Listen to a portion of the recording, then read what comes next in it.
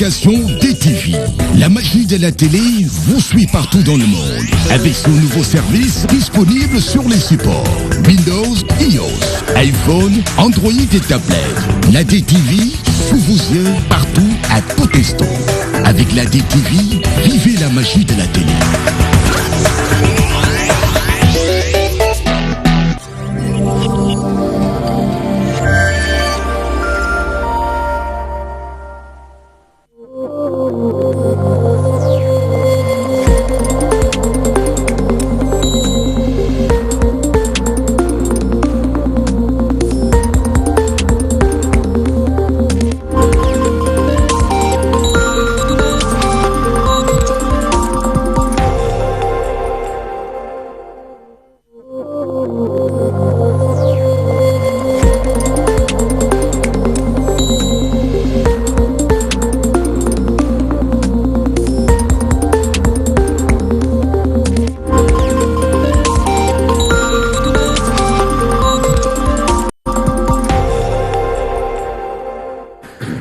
jàngeen jëf ci ànd beeg ñun ci seen télévision DTV amati mbégteem ñun baaxoo ànd ak yéen waxtu mel nii waxtaane réew mi ak tolluwaay bi ci seen émission débat de la rédaction lépp Sénégal moo ko tax a jóg topp actualité bi indi ay experts ci wàll gi ñuy waxtaanee ñu waxtaanee ko bu ko defee ñu bari ci réew mi mën a gindeeku gën a xam li nu dëgmal lan la tey nag suñu waxtaan xam nga ni tout le temps ñun dañuy def li ñu duppee alerte teg mbir mi ci taabal ñu tim ko ngir bañ a doon li naan magum xamoon naa ko di doon magum waxoon nañu ko ngir lu ñu dëgmal ci Sénégal am ci jàmm ak salaam ci doon benn jafe-jafem xam nga ni Sénégal dafa doon dëkk bu mag ci wàllum élection bu ñu xoolee sous région bi nga xam ne ñu bokk muy Afrique rawatina Afrique de l'Ouest ñu wax ni Sénégal ci boppam dafa doonoon capitale de l'AOF doonoon réew moo xamante ni bi dañ ko yàgg jox gëdd ci Afrique sowu jant Sénégal googu nag def ni fi ay alternance ay yoon xam ngeen ni président Senghor moo fi njëkk a nekk 2000 Abdou Diouf jóge fi Abdoulaye Wade ñëw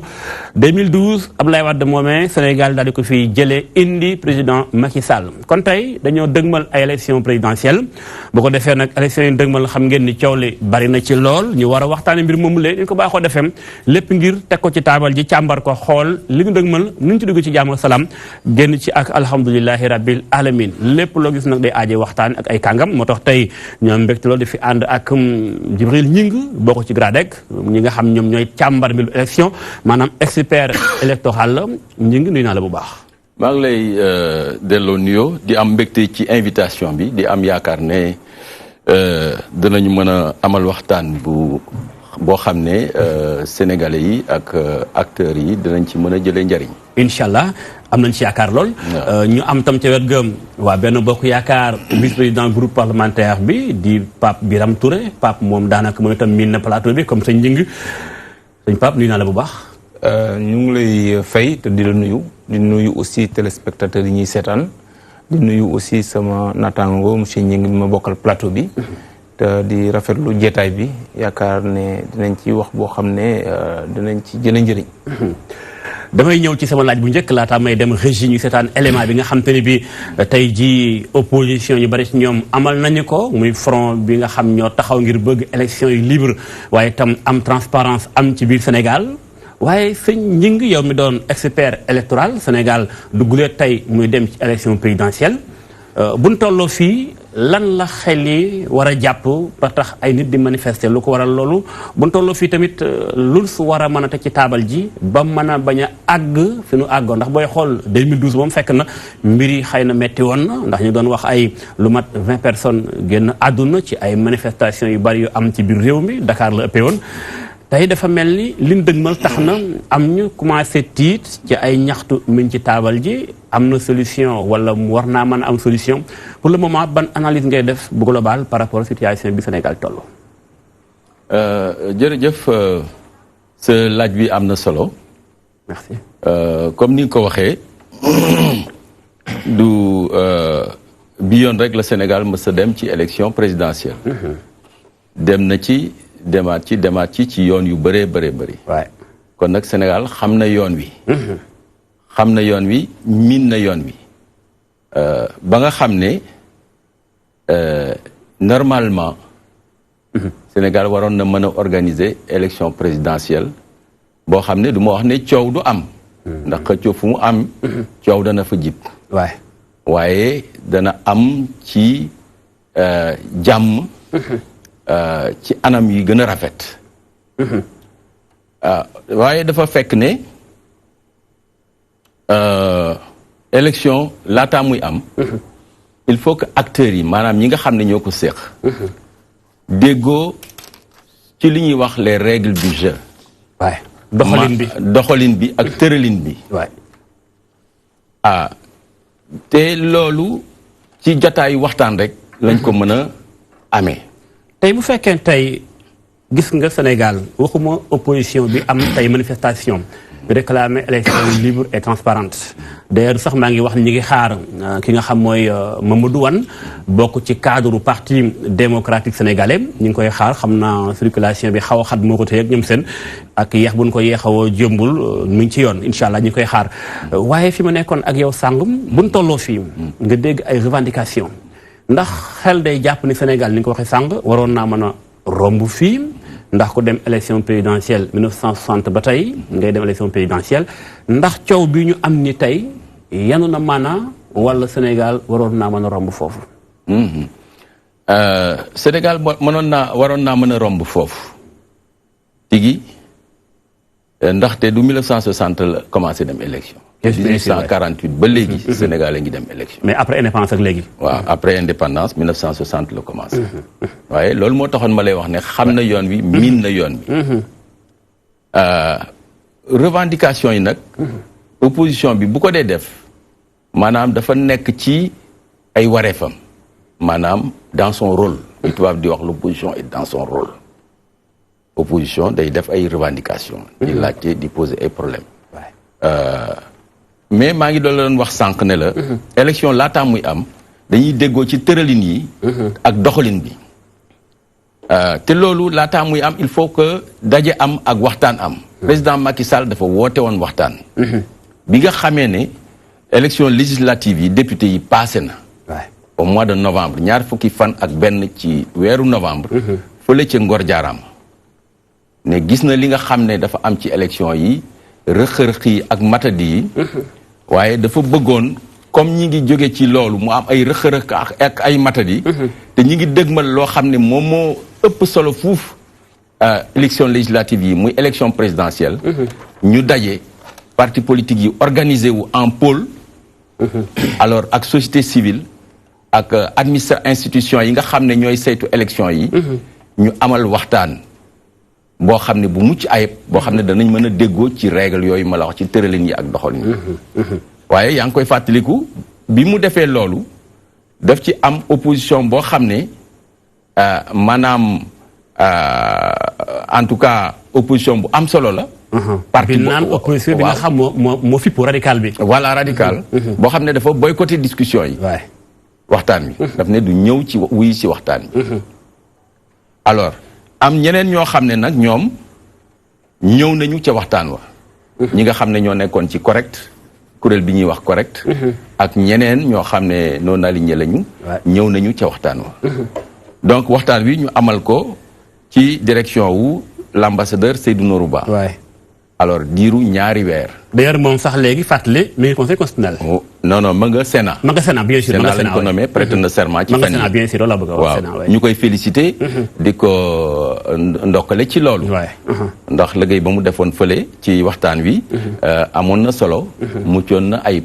la mu mën yëpp ci kattan ak ci xam-xam ak expérience def na ko ndax waxtaan booba dafa am fu mu lajje wala am na njaxin gu mu jur ndax situation bi ñu toll ko day mel ni kon lajjite moo ci am jëmbul donte waxtaan amoon na jubboo amul ci ñuy ëpp waaw kay alors loolu nag mooy problème bi ali kalaj bi ndax ñeegaa ñëwuñu du mayu nañu waaye ñii ñëw dañu tëraloon juróom-ñetti ponk ñu war ci waxtaan amoon na audit du fichier amoon na les conditions de participation à l'élection présidentielle amoon na rationalisation des partis financement des partis et cetera amoon na point yu bëri waaye boo koy seet waxtaan woowa ci juróom-ñetti point yi gën gaa bëri ci ñetti ponk la ñu d'accord 8 points yi daal ñett lañ ci d'accord mu mel ni kon ñële bañ nañu waaye ñii ñëw sax ak majorité bi daanaka d'accord ñu ci lu bëri. bala may dem régie ak élément bi may wax sànq par rapport ak marche opposition bi tey bi 8 points lañ doon négocier di ci waxtaan jubóo ci 3 points man nga fàttali ay xel di TV actuellement yan 3 points lañ déggoo woon. alors ñetti points yooyu. bi ci jiitu mooy audit du fichier. waay maanaam ñu càmbar kàggu yi nga xam ne. moom moo ëmb données yépp yi nga xam ne. moom la ñuy dajale pour mën a defar yoon bi nga xam ne ak anam yi nga xam ne ci la ñuy demee élection. audit du fichier bi ci accords yi la bokk. le vote des militaires ñu boole ko léegi ci fichier général bi le fichier des militaires. xam nga militaires yi dañ daan am bés bu ñuy wote ñoom laata civil yi di wote. ñu ne léegi dañ koy boole mu nekk benn. voilà. ñaari point yooyu daal. xam naa ne accord amoon na ci. accord amoon na ci. voilà mu des nag Ali Kalaj ji. nga xam si ne war a ñëw léegi. bala may jox kàddu gi Pape Birame Touré honorable député damay dem régie ndax tey opposition bi ñu bari ci ñoom def nan coalition génn ci mbedd yu manifestem marche boo xam ci fàttali préfet da ko daal di autorisé ni ñu ko baaxoo xamee ci biir Sénégal ñu seetaan ko ànd ak Amadou Makhtar Ndiaye ñëwaat ci plateau bi. entre partie et juge koo xam ne dafa far ba takk rip kooku bu ñu ko bëggee def arbitre du sotti mu mel ni waxal na ko boppam li ko yitteel mooy mu fexe ba ñi war a voteel Macky Sall am seen carte le reste des Sénégalais intéressé wu ko. je crois que tey lu ñu namoon tey daanaka seen yaakaar tas na donc bu ci des mooy Khalifa Sall candidat loi électorale jox na ko ay ak ay yelleef donc ak yelleefu Khalifa Sall dañ ko noonu respecté. dañoo ñëw pour xeex ak Macky Sall dañoo bëgg Sénégal la jeunesse ña ñëpp génn pour ñu jël Macky Sall boole ko ak ay bagages am yóbbu ko bitim réew jël Sénégal toog ko ci loxo Idrissa Seck. on ne peut pas être partie et juge. koo xam ne dafa. mu ngi noonu mu doon extrait boo xamante ne bii Amadou Makhtar Ndiaye jot na ko taatan tey sàng ci manifestation opposition bi alors bala may ñëwaat ci yow Djibril Gningue damay dem ci Pape Birame Pape Birame tey bi nga déggee ni sa naataangoo yi nga bokkal géopolitique bi génn nañ ci mbedd mi am lu ñu ci taabal ni ay ñaxtu en tant que représentant du peuple mais aussi bokk ci parti APR coalition Benno Bokk Yaakaar ne ko pouvoir nooy gisee situation bi Sénégal tollu tey. waaw Odou maa ngi lay nuyuwaat encore di wax ne dama jàpp ne Sénégal fi mu toll tolluwaay bu baax la bu gën la bu rafet la naam nag ñun séeréer dañu naan ci sa ñofa baatel Ali maanaam parce que lu mu gaaw rek foog nga ne Ali pour foog nga làbbali pour mu yokk ndaxte wax nañ ko léegi suñu jëlee histoire politique u Sénégal parce que ba mu commencé voter ba léegi war nañ mun a rafetlu ñun sénégalais fier ñun sénégalais que sunu dëkk tàmm na élection sunu électeur am nañ maturité am nañ expérience su élection sunuy électeur responsable nañ sunu système électoral fiable na lu fiable aussi est toujours perfectible parce que la perfection n'est pas de ce monde loolu moo ñu may ñu def ay transition démocratique ba tey xam 4 présidents yoo xam ne Sénégal xam na ko te benn jaaru ci coow jaaru ci problème le peuple souverain moom moo décidé dem voter ma jàpp ne bu fekkoon ne tey rek am na système boo xam ne dafa suufe li sénégalais yi laaj wala mu suufe li acteurs politiques yi laaj wala mu suufe li démocratie laaj su boobaa loolu du mun a am ndaxte le peuple est souverain population bi à chaque fois que gisuñ dara seen bopp am nañ les moyens de se dire non ma jàpp ne malgré ci période boobu yëpp jàll mun na am mu am quelques couacs yoo xam ne am na mais grosso modo système bi baax na kooku kenn dootu ko lam-laame Sénégal système bi baax na non suñu système électoral dafa baax. mais peut-être. maintenant li ma wax dama ne. loo gis rek dañ koy perfectionner. waaw plus ñu avancer. parce que dafay méngoog jamono. président Senghor am na fu mu tolloon ba muy tabax état. ci wàllu élection contexte boobu la tolloon. président Abdou Diouf am na lu mu commencé. ci multipartisme ak yeneen. foofu la tolloon. président Abdoulaye Wade bi mu ñëwee am na lu mu fekk. am na lam ca def foofu la tolloon. président Macky Sall dafay continuer keneen dafay continuer. mais li ma bëgg a jàpp mooy socle bi fondamentalement. dafa nekk lu baax loo xam ni du yow du man du keneen moo ci mun dara. parce que peuple sénégalais moom moo ko construire. ci diir boobu.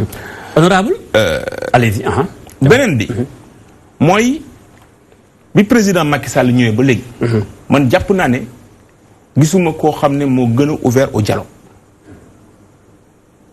gisuma koo xam ne moo gën a poser des actes pour consolider notre système démocratique et électoral. pour preuve.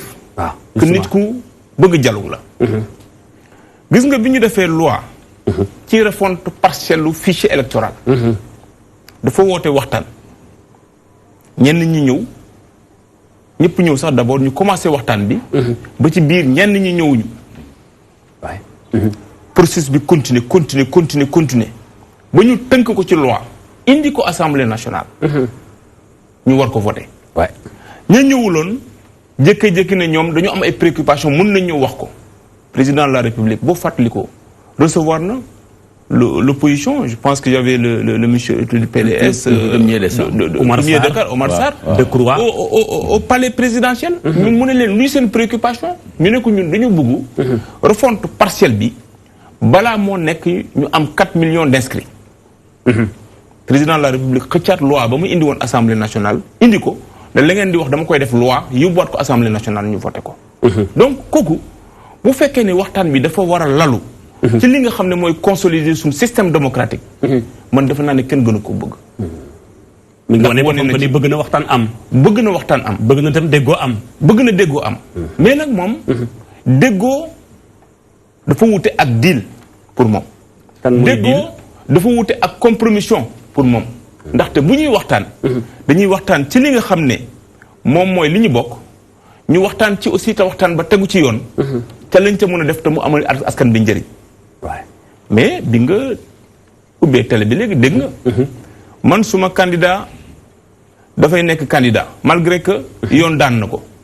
kii ne man dama bëgg suma candidat doon président de la république. loolu yëpp c'est légitime. bu fekkee ne yow da nga bëgg mu doon président de la république. bu fekkee ne sa candidat dafa am ay problème ak justice. nga ne man damaa bëgg mu nekk candidat force te yoon teg ko loxo. mais kooku président Macky Sall mënu ko négocier. parce que c'est pas négociable. li mu mun a waxtaanee moom laa la wax encore une fois mooy li ko yoon may. te mu jëm aussi ci lu amal Sénégal njëriñ ak askan bi njëriñ. d'accord ma bëgg a wax ne. terminer foofu. gis nga ci ni ma xamee ne suñu système démocratique dafa baax. fiable na. ci noonu laa gëmee ne képp koo xam ne sénégalais yi wóolu nañ la. danañ la jox voix. parce que élection Sénégal amatul kenn ku ko mun di organiser. muy am jeexi jaxa ñii toog ci bureau de vote yi ku ci nekk da ngay toog représenter sa parti président du bureau de vote bu paree ba élection yi pare ku ci nekk la nekk ci PVM mooy nekk ci sa bos mu jël PVM yóbbu yow nga jël sa PV jox sa représentant parti kooka dem fekk leen tribunal te fa ñu siéger pour commission ba. ok mais wax dëgg yàlla kon presse bi nga xam ne moom fa la nekk sax moom mooy njëkk a joxe élection mooy joxe résultat provisoire. Donc pour vous dire que amul dara lu ñuy nëbb la fa nekk mooy encore une fois. dafa am ñu bëgg a jël mbedd mi. jël rajo yi. jël télé yi jël les formes de pression. bu ko def moyen pour gagner élection. et loolu. d'accord foofu du mbir mi. honorable digul naa la sàng nga jotal listé ay mbir yu bari yoo xam président Sall wane que ni moom bëgg na waxtaan am mais sauf ay deal mooy. yéego wala baara yéego ni ma ko mën a waxee ci wolof. mais honorable en tant que député représentant du peuple nga nekk pencum ndaw réew moom yaakaar naa keroog 19 avril 2018 bi ñuy voté loi bi jëm ci wàllum parrainage yaa nga foon jot nga défendre projet bi mais ñu voté ko après sans débat voté loi bi génne alkaati yi ci mbedd mi quelqu'un ku mel ni président Sall di voté démocratie ba ca des ma gisaat ni bi loi bi jàll ci wàllum parrainage dañ ko daal retiré waat ngir indi benn article bu ñuy changé mooy bala ngay nekk candidat faaw nga nekk électeur yooyu mbaa nekkul ni moom dafa am ab tailleuram boo xam daal moo koy nattal tiisi naan ko daggal fii dana baax ci yow en tant que député loo ñu mën a tegal ci luy firndeel ni lii am nii wane na ni président Sall ku bëgg dialogue la ku bëgg démocratie bi Sénégal la. waaw Modou dama la bëgg a wax ne ci loolu nga wax noonu amewul noonu. lan moo am kon exactement. déjà li nga xam ne mooy parrainage bi. dafa bokkoon ci li nga xam ne acteurs yi. politique yëpp ñoom ñoo ko waxtaane woon. mu bokk ci conclusion yi ne. war nañ mun a xool nu ñuy defee parrainage pour def filtre. parce que xam nga filtre bi lan la. mooy président Wade bi mu ñëwee dafa yóbbu caution bi 60 millions. fan la ko fekkoon. waaw du moins de 20 millions daf ko yóbbu 60 millions. waay parce que dafa demoon ba xam ne fi ñu jëm nii. nombre de candidatures yi dana dem ba Sénégal bu ñu danañ toog jëmmi jamono. ñi nga xam ne dañoo nekk candidat sérieux ak ñi bëgg a saboter ak ñi nga xam ne dañ leen di jox xaalis ñu ñëw jaxate système électoral bi. bu ñu deful ndànk danañ am nombre boo xam ne duñ mën a organiser élection. mu def caution bi 60 millions. waaye dem nañ ba jàngat ne. xaalis du filtre. parce que boo nee 60 millions. keneen na nga fëlee ne man. damaa bëgg Sénégal seen élection jaxatoo xaaral ma yëkkati milliard dem seet téeméeri candidat jox leen. ñu déposé. loolu benn point li nga xam ne ci argument moom mooy élection législative yi passé ñu am 47 listes firnde na ko. ñu ne comme recommandation yi am na. nañ dugal li nga xam ne moom mooy parrainage. parrainage amoon na c'était pas pour la première fois. képp koo xam ne da ngay dem élection. tey nga dem citoyens yi parrainé la. mais loolu balaa mu koy teg dafa teg li ñuy wax commission ad hoc. boo xam ne groupe politique yi dañ cee nekk.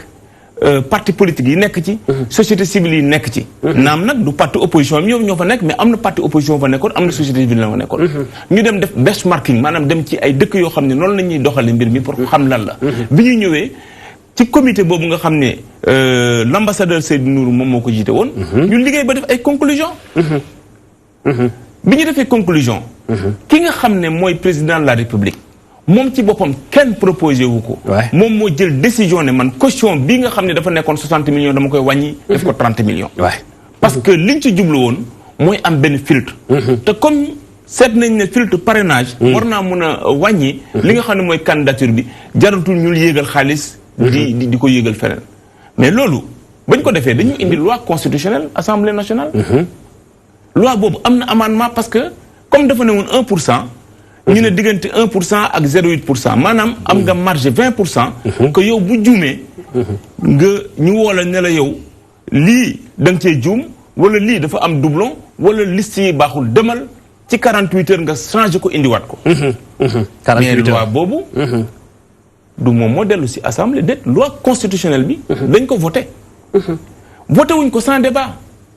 loi bi bu mu ñëwee dañoo dugg commission technique. muy commission des lois bi nga xam ne dañ ko saisir dans le fond. demal ci archive assemblée nationale bi. on a enregistré 50 orateurs. ñii bokk ci opposition ñii bokk ci majorité. ñii bokk ci non inscrits. ñoom ñëpp dañoo débattre. pendant des heures et des heures. war na mot 60 orateurs. ba ñu ñëwee nag ne dañuy ñëw ci plénière bi. opposition décidé ne moom dafay saboter mbir mi.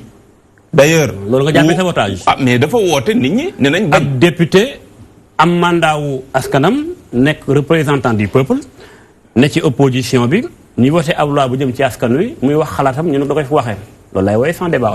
loolu du sans débat dafa nag ma wax la. dama ne sans débat ci plénière bi. parce que tamit nit ki am na droit wax xalaatam ñu ne ko da koy fi wax dañuy voté loi bi. du sans débat ba ñu débattre ba pare. wax naa le nombre d'inscrits yi. fa ñu njëkkatee saboté dañoo woon nit ñi ci mbedd ma. ne leen kaay leen bloqué. kenn ñëwul ndax nekkul seen droit aussi. kenn ñëwul ndax nekkul seen droit. dañ ma ne nekku démocratie ma ne même buñ ko defee. dañoo bëggoon jaxase mbir mi. commencé ca mbedd ma. mais amuñu les moyens de leur politique parce que kenn ñëwul. deuxièmement mooy ba ñu ñëwee ci biir assemblée nationale dañoo convoqué. ay articles yoo xam ne. lañ ko doon convoqué loolu taxul mu jóg. pour bloquer débat bi. mais malgré ça. bàyyi nañ leen ñoom ñëpp ñu convoqué motion préjudiciable. wax li nga xam ne moom lañ bëggoon wax. mais kan moo débaawul bu amee préjudice ñun ñoo débaawul parce que lu mot 4 wala 5 wala 6 orateurs. jël na ci ñoom wax ñetti yoon. te ñun suñu député yi ubbiwuñ débat bi lu président commission ak kii moo wax ba ñu demee nag ba nga xam ne aussi état loolu moom mooy responsabilité parce que yow sa responsabilité mooy fexe ba yëpp dox tegu ci yoon mécanisme yi dox ndaxte bés baa jotee ñu ne la yow loi bi dañ ko waroon voté te voté wuñ ko élection bi dañ ko waroon organiser te organiser wu wala dañ ko organiser te organisation bi baaxul du ñu laajte ju opposition du ñu laajte ju société civile yow mi yor la ñuy laajte moo tax boo xamee ba xam ne yëf yi dafa am fu muy aali kalaje yow nga mun a avancer te loolu la woon mais wax dëgg yàlla keroog yaa nga fa woon mais xam nga ne opposition lu toll ci ñoom ñu bëri wax nañ benn yoon ñaari yoon ba ci commencé seen groupe parlementaire donc je pense que le débat a eu lieu maintenant honorable daañu wàcc ceew léegi alors Djibril Gningue yow mi nga xam yaa fi nekkal ñi fagul fenn ci politique bokk ci GRADEC sa xam-xam màcc wàllum élection bay wax ba tey maa ngi xaarandi waa PDS muy Hamidou Wane mi war a ñëw pour parti PDS opposition bi sànq dama ko laaj honorable député Sénégal bu tolloo fii nga dégg ay manifestation di am diw candidat la war doon candidat bu ñu jëlee mbirum parrainage bi am na côté bu mu baaxee waaye sànq honorable maa ngi ci wax ak moom mu ne li am dëppoo ak noonu mais du ñàkk yéen si ngeen li xew ndax anam bi ñu watee loi parrainage bi génne alkaati yi ci mbedd mi wate ba pare dellu siwaat ñu ne am na article bu ñu war a changer par rapport ak ki war a doon électeur mu soxal code électoral bi ndax yooyu ni ñu ko doxalee moo indi coow li wala amu ci benn conséquence par rapport fii Sénégal tollu tey ba nit ñi di manifester candidat bi ñëw du ñëw dañ koo bëgg a xañ candidature am. jërëjëf dama bëgg a tàmbali ci effectivement li mu wax ne président bi le président de la République président Macky Sall. bi ñuy defar refonte fichier bi woote woon na waxtaan. bien sûr waaye loolu kenn la d'ailleurs foofu sax plutôt c'est l'opposition ñoo ko sollicité. ñoo demandé. mu recevoir leen. waaye ñu ñëw fa. ba ñu ñëwee indi woon nañu def naa 11 points. presque 10 yëpp ils ont eu satisfaction. def naa ci benn la ñu amul woon satisfaction. benn boobu mooy le nombre de députés. de la diaspora. waaye.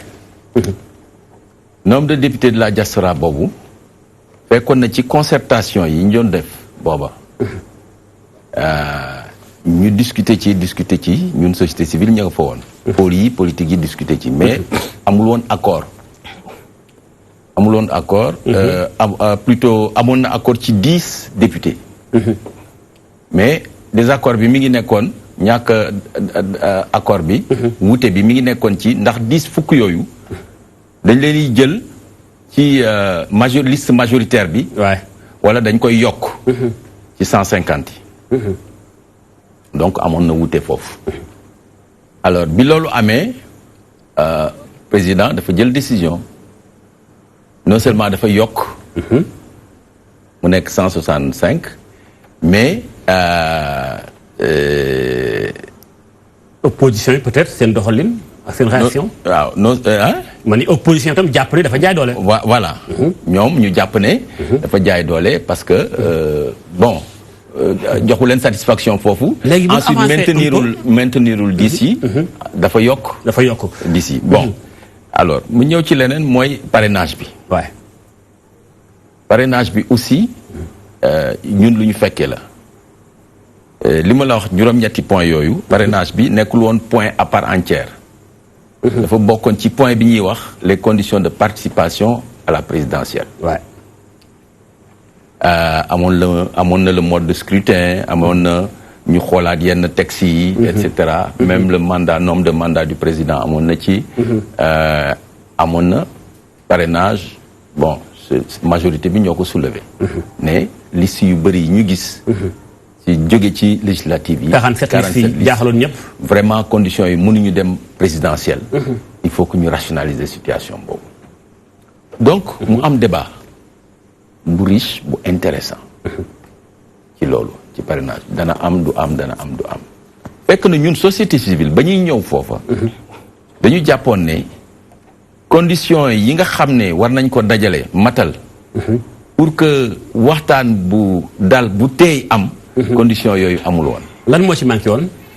maa ngi ñëw loolu génne nañ ko ci benn déclaration pour wax ne tension bi tolloon na foo xam ne fii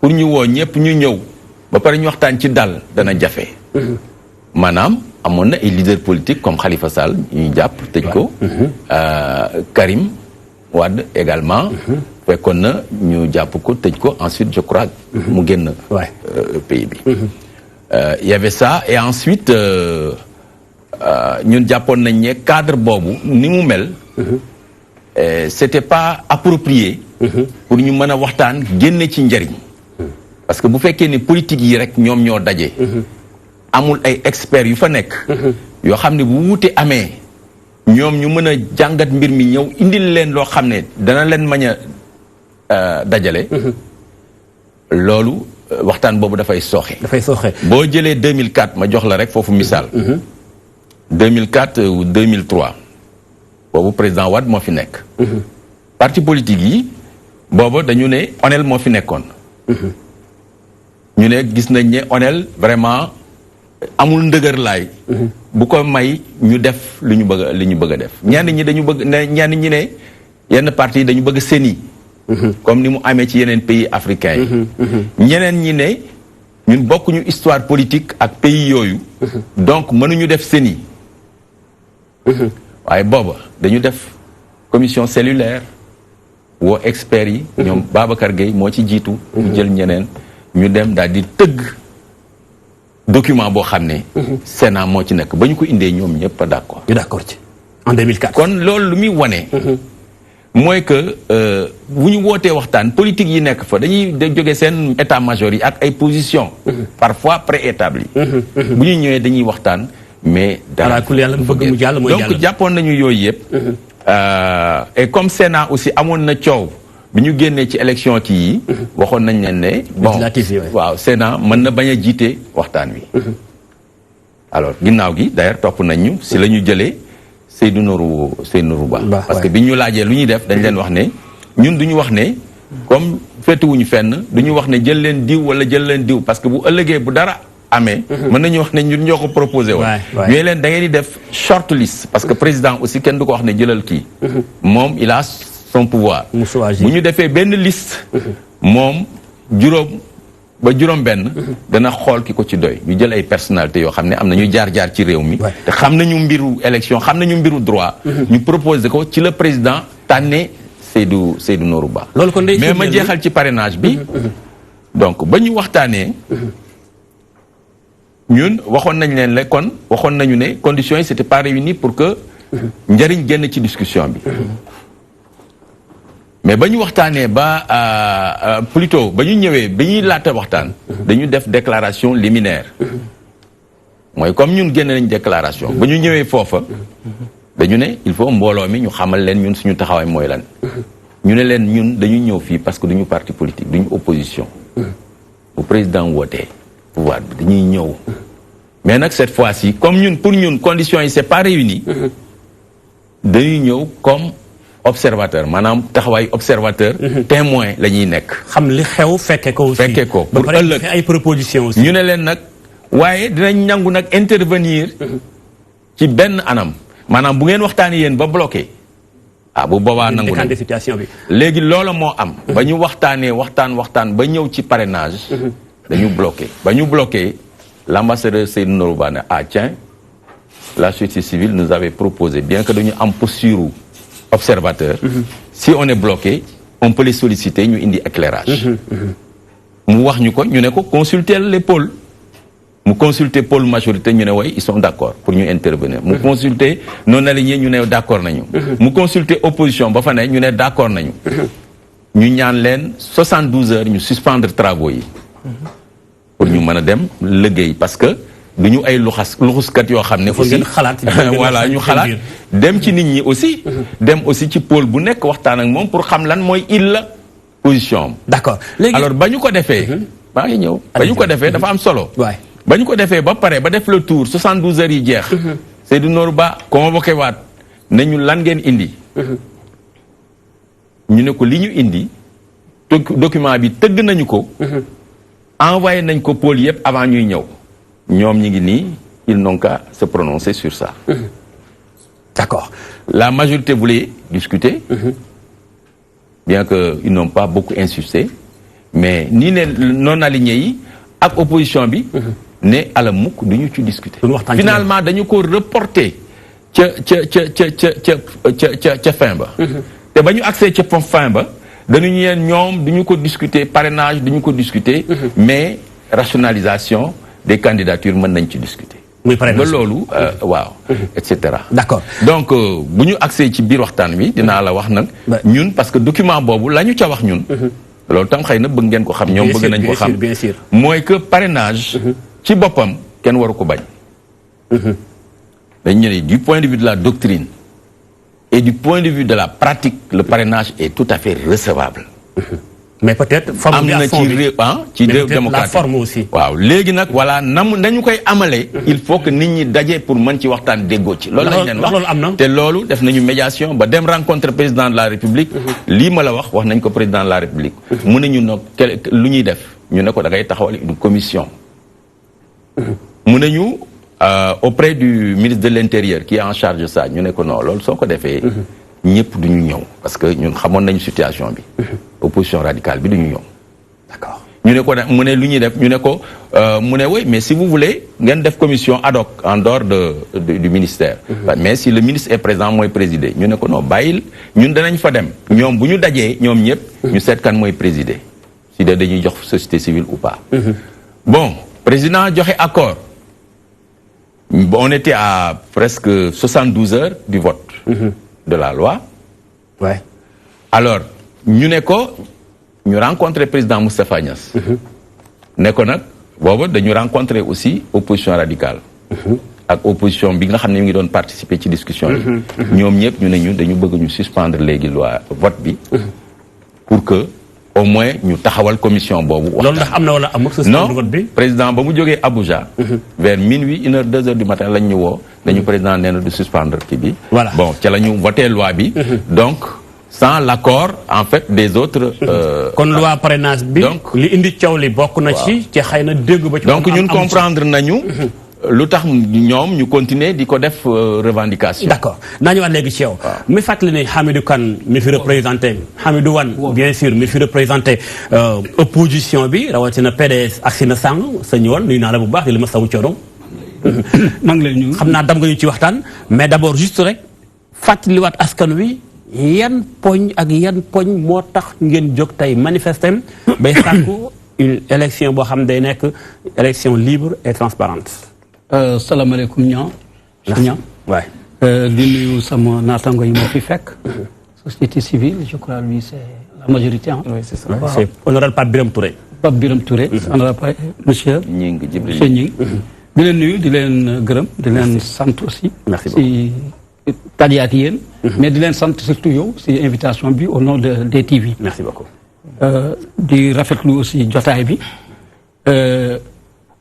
di souhaiter meilleur vœu anticipé ci Sénégalais yi ci année bii nga xam ni moom la ñu jëm inchallah yàlla nañ ko yàlla def xéwal ak jàmm amiin amiin tu vois te mu mucculoo ñu si li nga xam ni moom la ñu ragal parce que bëgg nañu mu am élection yu libre yu transparente yu équitable yu rafet lan ngeen njort ci élection yi li ñu ci njort tax ngeen génn tey ci mbedd mi waaw liñ ci njort ni nga ma gisee presque je suis en tenue de combat. J'avoue, je suis pas retourné. Je suis pas retourné chez moi. C'est qui la demande, match la demande. Donc je n'avais pas le temps de retourner chez moi. Le xew ba nga sol tenue de combat bi. Ouais, parce que dañu demande marche. Ñun nak marche bi nak mooy suñu ak yelleef donc moom la ñuy xeex. Gis nañu dañu nekk ci réew ba xam ni. ñu am benn njiit joo xam ni dafa am ñu rafet ñu nga xam ni moom la jote woon leng yi. bi muy jot leng yi. am na rafet nuñ ko joxe woon ci Abdoulaye Wade ci président Abdoulaye Wade président Abdoulaye Wade daf ko joxe woon noonu ci président Abdou Diouf ñu yaakaar ni ñun tamit moom mii nga xam ni moom la ñu jox léegi ni li rafet ni mu rafete woon te ñu joxe woon ko léegi moom tamit dina ko fexe ba delloo ko noonu delloo ko noonu nag mooy fexe ba nga xam ni élection yi dina set wicc dina rafet dina jaar yoon. lan moo lënt ci élection yi li ci lënt ci élection yi mooy am na lu ma ci fekkewul mais gis dégg naa kay sama. monsieur Gningue waa société civile. nettali na fi déjà loi parrainage bi. déjà que parrainage bi wax ñu parrainage baaxul. waaye dañu ne niñ ko defee moo baaxul loolu la ñu àndul. parce que liñ ko defee. yaakaar naa ni dafa mel na ab gumba bu lay ne. kaa ñu santante xeer waaye am nga la. lakk kañ gëmb bu la nee kañ sandante xeer lu mu lakk daal moom wóor am na loo xam ne nëbb na ko te wóor na ko moom boo ko jamee tamit moom tamit malgré gumb la moom du la kii du la du la rase waaw am na lu mu bokk alors dañu ragal ni loi sur le parrainage bi luñ ko defee ak lu mu ëmb ak lu mu wund am na loo xam ni ñoom comme lan exemple pour ñu avancer exemple mooy dañu gis ni lu ci gën a bëri luñ ko defee rek mooy pour éliminer yenn candidats yi benn gis nañu tamit bëgg na def hold-up électoral moom lay pare hold-up électoral bi bëgg na def loi sur le parrainage comme moyen de justification maanaam ne xamoon ngeen amoon naa 2 millions de parrains donc bu leen nee jàll na premier tour lu mun am sax xaw ma tax leen may déglu bu baax la may wax c'est-à-dire c'est un instrument de justification la ko nar def ci loi de parrainage bi donc jàpp nañu daal que parrainage en tant que tel bu doon dañ ko defee pour rationaliser buñ koy def dañ ko war def ci concertation boobu loo moom la monsieur ñi ngi lañ ci woon aussi ci concertation yi ngeen woon ko ginnaaw waxtaan ba mu nekkee ci moment idéal bi nangu leen toog ak table non mais dañ ñu woo mais conditions yi ñu wooyee ak circonstance yi ñu wooyee moom la ñu kiiwul moom la ñu xam ni que président buggul woon kii ndax suñu njëlbeen bu doon dañ ko commencé woon suñu njëlbeen te mu defee ko ni nga xam ne war na ko defee amul benn problème noonu dinañ ci te loolu la ñu bëggoon sax mais defee ko noonu xam nga moom dafa jël li nga xam ni jël na ko boo soree ci ba nga wóor ko ni kii na mu commencé ne day bëgg ubbeeku mais bu ma déggee sax sàng sëñ Wane benn ma laaj la foofu waaw ma laaj la nga xaw a leeral tuuti ba ma dégg nga ni parrainage bu président Sall ne am na 2 millions de parrains dafa bëgg caa porox ndollu maanaam sàcc carte gi waaw yooyu itam bu ngeen ne am ngeen 2 millions de parrains mbaa da ngeen caa bëgg awee itam porox ndollu sàcc wala lu xew non ñun am wax ñu 2 millions de parrains ñaata ngeen am non ñun wax ñu 2 millions ñun on est aux environs de 901 millions de parrains ñun 1 million 900 non 901 millions de parrains entre 901 millions entre 901 millions de parrains loolu lu muy signifier que ni amatu leen xëy na représentativité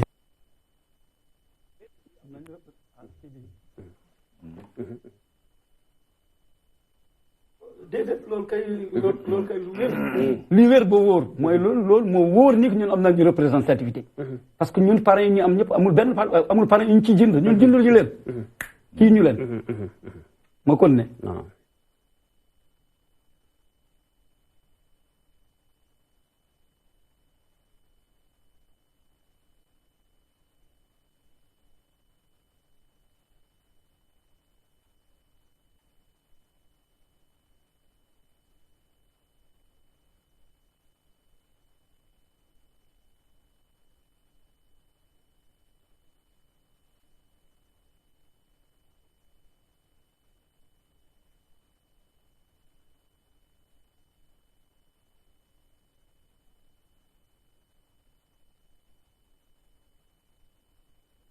ma continuer li ma doon wax donc ñun parrain yi ñun jënduñu parrain amuñu xaalis pour ñu jëndee parrain parce que parti opposition lañu donc opposition moom xam nañu lépp xam nañu moom opposition mooy ndóol ak précarité mais loolu ndax doy na ndax ay mbirum parrainage bi am naa 2 millions am naa 900 000 parrain ndax loolu rek doy na tax ngeen manifester naan élection yi dañ ko bëgg a sàcc tamit waaw ne parce que ñu manifester ñu wax parce que dañu bëgg sàcc élection yi si niñ ko ñoom taxawaay bi ñu taxaw mooy taxawaay ñu bëgg sàkk élection yi ndax ñoom ñoo koy wax. mais ana argument bi ngeen teg ci table ji aussi tamit loolu laa lay wax man kat ci laa jëm. dama ne gis nañu président Macky Sall nekk fii centre Abdou Diouf bi. ne mun na am 54%. sondage génn na am na ay sondage yi mu ko génnee ñu ko nee mun na am 54%. loolu da nga ko weddi. dama ko weddi lu tax. parce que dama wóor ni que Macky Sall sondage depuis ñeenti at. ñeenti at a ngi ni amul benn sondage bu ko jox 35% bi mu ci mujj sax. moo dul ça fait même pas 4 jours nit ki 29% la ko jox. donc ñun xam nañu que Macky Sall majorité bi mu amoon wala li mu amoon sax moom rek. dans sa coalition bi en 2012. ba mun jàll que loolu bu ñu defaatoon élection loolu tey. mënatu ko amati. parce que xam nañu. sa majorité c'est longuement ou bien c'est profondément érodé. waaw. lu ci gën a bëri dañ na lu ci gën a ndax coono difficulté ak coono yi nga xam ni doomu aadama moom lañu jànkante ndax aussi mode de gouvernance am xam nañu c'est un homme violent nit ko xam ni léppam doole la quoi ndax dañ ko jox lenge jox ko doole ji dañ ko joxoon pour mu njëriñoo ko pour aar ak iir askan bi mu jël doole bi au lieu mu aar ni iir askan bi mu jël doole bi di ko xeexee di ko dóore askan bi sëñ Wane man bëggoon naa mooy police mooy parquet mooy sëñ Wane man bëggoon naa argument bu gën a technique par rapport ak manifestation bi ngeen def tey. waaw manifestation ndaw fekkente ni indi nga argument ci mbirum parrainage bi 2 millions ak 1 million 900 xëy na nga jàpp ci la bëgg a jaar waxaat nga ni tamit ni résultat bilan président Sall mais bu fekkente ni yéen opposition dem ngeen ba xam ni situation bi nekkul situation moo xam ne dafa favorable ak lu jëm ci bilan président Sall te yaakaar naa daa ngeen wax bi ngeen nekk au pouvoir que ni élection présidentielle du Sénégal kenn mënu ko fee sàcc loolu ngeen doon wax bi ngeen nekk au pouvoir loolu lan moo fi soppeeku ba tax ngeen jàpp ni ki fi nekk au pouvoir tey mën na sàcc carte yi tamit. mën na sàcc carte yi ndax bu koy sàcc c'est en amont. en amont mooy balaa ñuy egg si élection balaa ngay dugg si urne bi. mooy sàcc càcc ji. càcc ji mooy. benn mooy nee nañ ko kii organiser élection yi. mënu ko organiser ndax nit ki mënuloo nekk juge ak parti. bokk comme da nga bokk si équipe bi. bi nga xam ni moom mooy joué mënuñu ci jël kenn ne ko kaay arbitre. nañu wuti keneen ku bokkul si kenn si ñun. si suñu équipe yëpp ci ñaari équipe yëpp mu ñu wala ñetti équipe wala juróomi équipe mu ñu arbitre ñu. mu ne ñu déedéet. te ki fi jiitu. ki nga xam ni moo ko jox leen gi amoon na élégance defal ko loolu askan bi Sénégal. kooku tamit ki nga xam ne moo ko joxoon lengi ñi mooy Abdou Diouf amoon na élégance defal loolu Sénégal loolu moom mu ne loolu du ko def donc loolu wone na déjà que ki nga xam ni celui qui porte un soulier c'est où il blesse ku sol dal xam na fu muy gaañ donc moom xam na lu mu ragal moo tax li ñaar ñooy def te rafetal ko moom wañ na fa jaar donc mu ne ñu dafay jël ki nga xam ni nee na bu may kii organiser élection yi maa koy organiser mais dinaa def fexe bu nekk. bi nga xam ni sama candidat gagné. te nee na kooku mooy arbitre bi. d'accord kooku nag wane na benn loolu mooy. lu ñuy kii ñaar. fichier électoral bi. fichier électoral bi. moom moo ñuy permettre. pour que ñu xam li ñuy wax toute la carte électorale mu gën ci ñu xam ni vidéo vote ni mu tëddee. ñaata la ñu fu ñu nekk ku ci nekk noo tudd ak foo kii. loolu lañ bëggoon ñu am. ñi fi jiitu amu leen ko wala ki fi jiitu. defoon sax si internet. mooy président Wade. moom amul élégance boobu nee na fichier bi moom rek moo ko yore bu desee ay quelques jours ñu koy carte électorale mu soog ñu ko jox. mooy 15 jours avant élection. waaw 15 jours avant élection alors que. fichier électoral bi il n'y a pas de raison. que mu koy jot parce que ñi nga xam ne ñooy acteurs yi te participer ci kii bi. droit def leen jox mu jox leen ko tel pour ñu muy parce que. parrainage bii ñuy def décompte tey.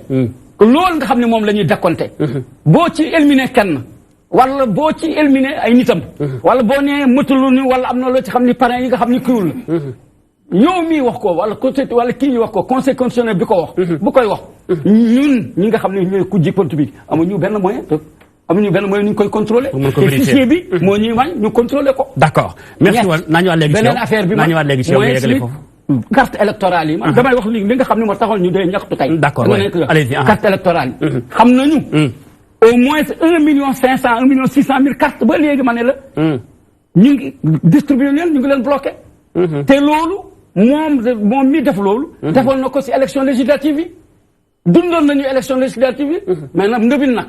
ku mu rey liñ koy waxee si wala. ku mu rey sa maam daal ku mu rey sa maam. lu ñu daw gisoon nañu. élection législative def na ko. gisoon nañu élection législative fexe na ba sàcc Dakar. sàcc ko wala fokkati ko si Khalifa Sall moo ko gagné. d'accord wala taxu Dakar Sénégal Dakar xaw ma Sénégal moo ko gagné. d'accord ñun gis nañu.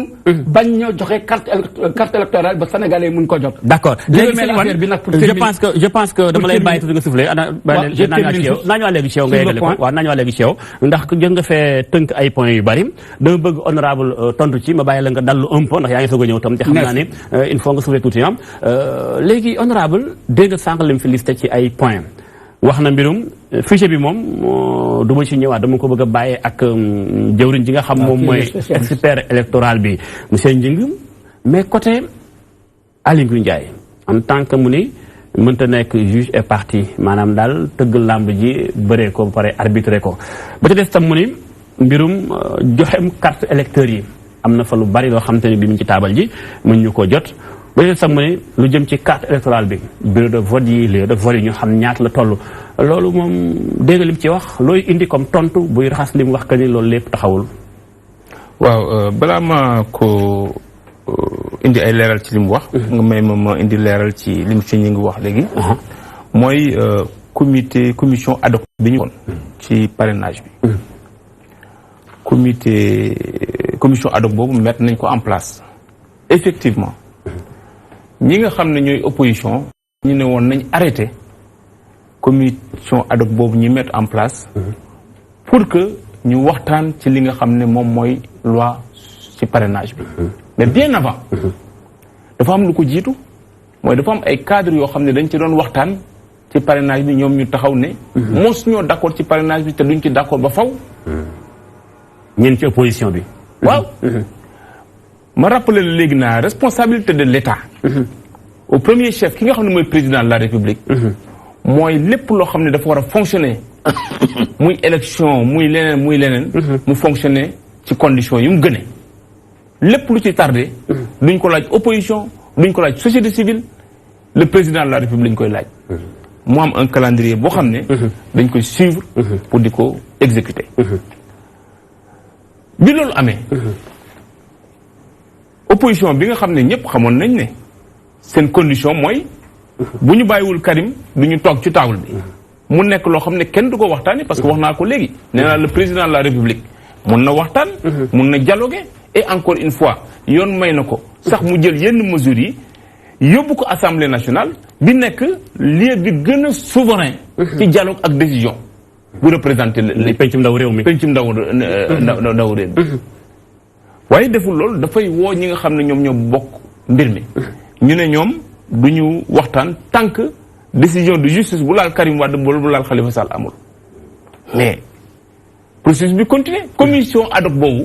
président l'ambassadeur Seydou Nourou moom moo ko jiitu wax naa la ne amoon na groupe parlementaire de la majorité. groupe parlementaire de l'opposition yónnee wuñu les non inscrits yónnee nañ. opposition mu nga fa représenté. la société civile représentée ñu liggéey pendant des jours et jours sous la direction te ki nga xam ne mooy ambassadeur Seydou Nourou Ba. ca ouverture ba le ministre de l'intérieur moom moo ñëw ubbi ko. keroog la fa gëj mettre les moyens à disposition pour que ñu liggéey def ay benchmarking dem fi Cap-Vert dem fi Pologne. saytu dëkk yi nga xam ne dañuy def. li nga xam ne moom mooy parrainage. d'accord ba loi bi da duggee assemblée nationale. foofu laay indi sax benn rectification parce que loi bi ñëwul delluwaat de. loi constitutionnelle bi lañ voté. mu des loi électorale bi. ñu ne nañu retirer loi bi ñu ne déedéet du ñu retirer loi bi. parce que boobu ba léegi nee ngeen du ngeen waxtaan. mais comme da ngeen am préoccupation. ci nan la ñuy doxalee mbir mi. loi constitutionnelle bi waxul nan la ñuy doxalee mbir mi. dafay fixer le principe constitutionnel du parrainage. waaye nag balaa maa yóbbu loi bi ñëw leen ñu waxtaan ci loi électorale bi. mais loi électorale boobu. toog na fi lu yàgg ñu ne ñoom duñu ñëw participer ci waxtaan bi loi électorale bi moom moo doon wax nan la ñuy demee élection ci mbirum parrainage. loolu ñëw na assemblée nationale. balaa mu doon ñëw woo nañ leen ci waxtaan. waaye ñoom ñëwuñu ñoom waa PDS ñu ne ñoom ñëwuñu. donc du ñu ñëw ci waxtaan boobu. donc mu bëgg a wax ne. li nga xam ne moom la gouvernement bi jël. muy ay motuwaay pour que nit ñi mun a waxtaan wax dëgg yàlla. jël na ko d'accord beneen bi. mooy fichier électoral bi ñuy wax ni waaw mais bi nga xamee ne opposition dafa demander. à ce que ñu ut benn des entités indépendantes ay experts yu indépendants. pour que ñu saytu fichier bi mais gouvernement bi daf ci d'accord. ñu dem Union européenne ak je pense que l'ambassade d'Allemagne ñu financé. ay experts yoo gën a ñoo xam ne ñoo gën a xarañ. ci wàllu fichier dëkkuñu Sénégal. bitim réew lañu jóge ñu ñëw liggéey ci fichier bi. xam nga lu ñu wax seen conclusion dañu ne. par conséquent nous pouvons déclarer que le fichier quoique perfectible. est correct. de bonne qualité et constitue une base solide pour l'organisation des prochaines élections maanaam fichier bi. lépp loo xam ne rek dañ koy defar ba mun a yemb te kenn du ci wax dara yàlla la ko mën. mais quoique mun na am luñ ciy yokk. waaye fichier bi dëgër na. baax na. remplir na condition yëpp pour que ñu mën a dem ci élection yi di ñëw. et espère ko wax. d'accord bon à 98%. point leer na. donc point yooyu pour gagner temps un peu bëgg naa ñu ñëw ci côté démocratiquement tamit jàpp nañ ni li mu wax que ni président Wade moom daf koo defoon en 2012 mooy ku ne xam na ni bi ngeen génnee maa ngi fàttali président Macky Sall mi tey moo taxawoon ni mënuñu nangu Ousmane Ngom di organiser élection présidentielle yi président Wade ni mu ko waxee sànq élégance la daal di wane foofu neenam mu daal di indi Cheikh Gueye daal di koy nommé chargé des élections ci ngeen dem élection ndax nekkul ni lii tey opposition bi tey di revendiquer seen droit la aussi ni mu amee woon en 2012 ndax tamit tëgg làmb ji arbitré ko bëree ko tamit dama ne dañu nekk ci réew mu démocratique gis nga ni ñu fale président de la république jox ko suñu pouvoir constitutionnel waaye sénégalais yi jox ko le président Macky Sall confiance à 65% mu war a dogal teg ko ci yoon te di ko dogal nam koy defee effectivement opposition bi am na sañ-sañ bu gisee dara critique ko ouvertement waaye nag munul wax ne man dama dem élection présidentielle sénégalais yi fel un président à 65% pour mu dogal man ma nekk opposition ne ko yow da ngay dogale nii kooku dama bëgg ñu leeral mbir ne kii doon ministre constitution dafa ne président moom moo koy jox confiance fal ko kooku nag mun nga joxe say suggestion yow opposition mun nga def say marche autorisée ne lii laa bëgg waaye amuloo benn moyen wala benn droit imposé ne nii lay demee kooku dafa nekk loo xam ne aussi dafa beneen li amoon 2012 daal dama bëgg ñu leeral position président Macky Sall en 2012 président Macky Sall en 2012 bi ñu nekkee fii ñi xeex troisième candidature bi nga xam ne newuloon yoon ñëpp d'accord ko ba conseil constitutionnel demee ba valider ko président Macky Sall dafa ne nous sommes dans un état de droit le conseil constitutionnel bu demee ba dogal engagé na Sénégal li ma gëm mooy am nañ système électoral bu dëgër li ma gëm mooy les électeurs sénégalais sont matures li ma gëm mooy Sénégal quoique am na ay détails yoo xam ne mu ngi woon à l'époque c'est un pays démocratique bu ñu demee élection waaye Ousmane Ngom na dem bu ñu dem non dama nag rek non déedéet loolu passé woon nañ ko bi ñu validé bi ma la waxee ne lii la wax dafa ne man gëm naa ne bu ñu demee élection Sénégalais yi pare nañ ci président la République te bu fekkee c'est le cas dinañ fal président d'accord booba pare na yow ñi nga xam ne kañ ñoo peut-être ñoo nekkoon ci conditions yooyu gis nga leen président Macky Sall ba nga xam ne validé nañ ko campagne jot dafa génn dem campagne yi nekku fii di poser beneen condition parce que tout simplement gëm na ne système bi ñu amoon dafa fiable maintenant te leen droit la nañ ko réclamer mais bu ñu leen ko joxul nañ xam ne élection kenn du ko gagné ci mbedd élection kenn du ko gagné ci rajo kenn du ko gagné ci télé Sénégal dafa nekk pays bu démocratique bu institution yi di dox ku nekk mën ngaa ñaxtu waaye bu bés ba jotee élection mooy am bu leer nañ ci condition yi nga xam ne moom mooy yi gën incha allahu rabi sénégalais yi ñooy décider ci kan mooy nekk seen président d'accord je pense que loolu d'accord honorable ma ñëw ci ki nga xam moom dañ koy jàppee arbitre ndax moom farul ci PDS wala ci Benno Bokk Yaakaar expert électoral bi Djibril Gningue sànq bi nga déggee Hamidou Wane dégg honorable Pape Birame Touré kenn ku ne wax na Hamidou Wane moom ñëwaat na ci fichier électoral bi d'abord yow liggéey nga ci fichier bi pour trancher rapidement fiable na wala fiable fichier bi defoon nañu ci waxtaan woo ma la doon wax bi nga xam ne Seydou Nourou Ba moo ko jiitee defoon nañu terme de référence boo ko déggee mooy tëralin boo xam ne experts yooyu muy wax nga xam ne internationaux lañu bitim réew la ñu jógee te seen xam-xam ak seen compétence màcc ci affaire fichier ñoom defaruñu terme de référence yi ñun ñoo defar réew mi ña fa nekkoon ñoo defar parce que nag souveraineté nationale tam dafa am bien sûr waay ñoo defar ñoom technicien lañu rek ñoo ne defar bi ñu defaree terme de référence ne kon lii la ñu bëgg nga xool ko ci fichier bi xool nañ ko xool na loolu yëpp bi ñu ko xoolee bi ñu paree lu ñu xool mooy fichier ñoom dañu wax ne li koy caractériser li nga xam ne mooy mandarga yi dafay am exactitude maanaam données yi ca nekk du ëpp du manqué. waaw ndax am na ci dafay méngoo.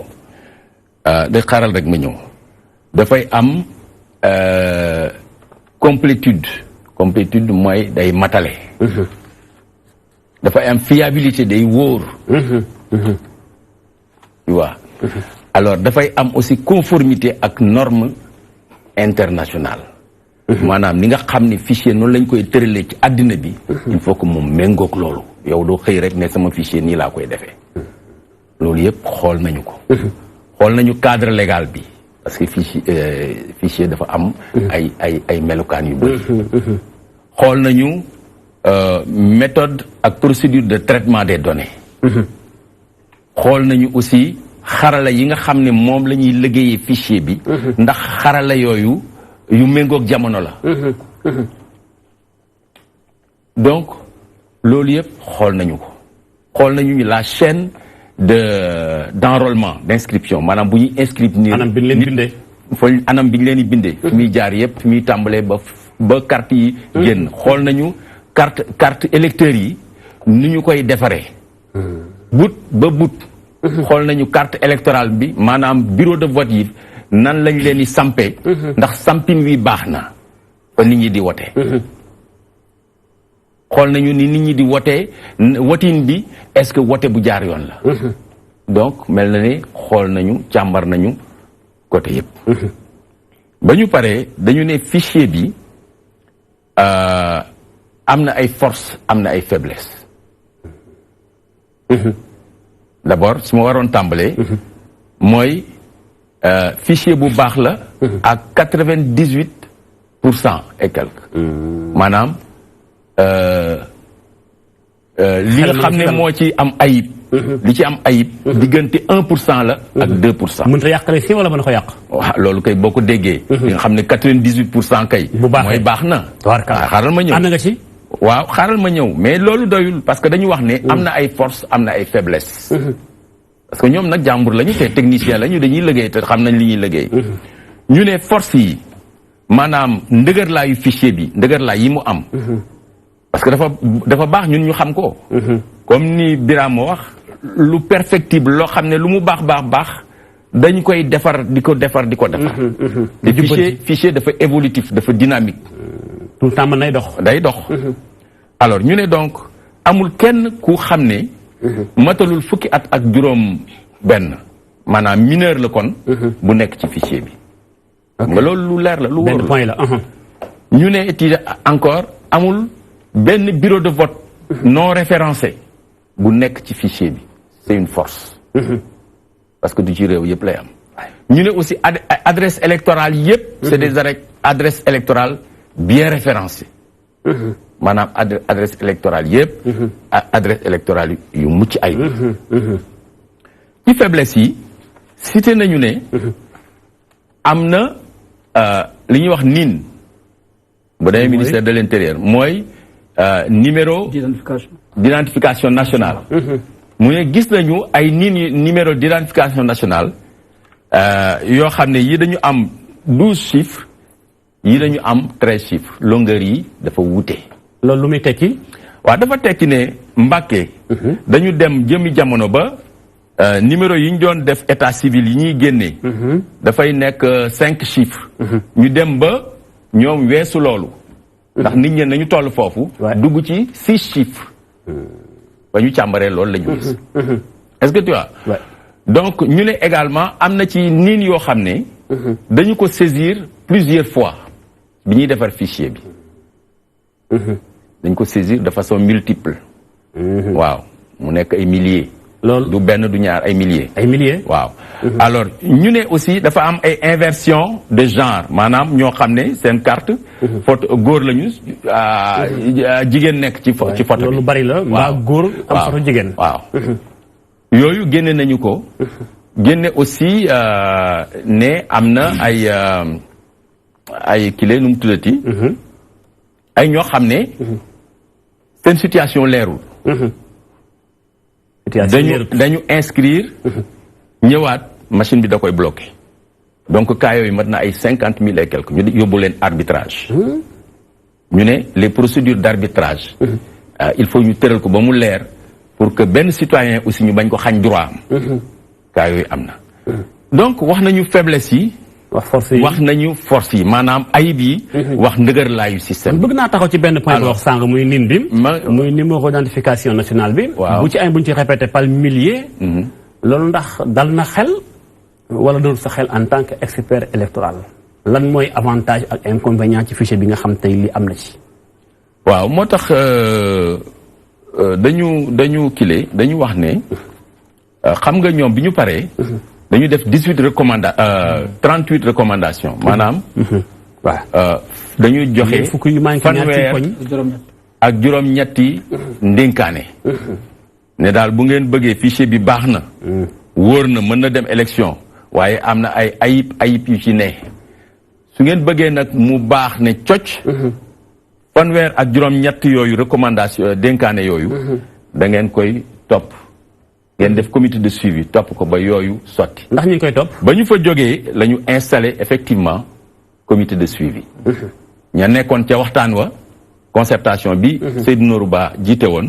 ñoom ñoo continuer nekk ci comité de suivi bi. ak société civile ñun ñi. daanaka fi mu nekk liggéey nañu 38 recommandations yooyu. ba li ci des la dernière fois alxames bu nekk la ñuy daje. 8 recommandations moo ci des yu ñu xoolagul yu ñu càmbaragul. alors recommandation donc 30 yi nga xam ne càmbar nañ leen. yii à court terme la. yii moyen terme la yii long terme la. ndax dana fi faj laata présidentielle bi. waaw am na ci yoo xam ne faj nañ ko déjà. am na ci yoo xam ne faj nañ ko à 75%. am na ci yoo xam ne à 50% lañ ko faj. am na ci yoo xam ne fajaguñu ko ditu. kon daal ci gàttal fichier bi. xel mën cee dal. waaw jërëjëf manifester xëy na. bu bëggee lu leer. waaw léegi nag.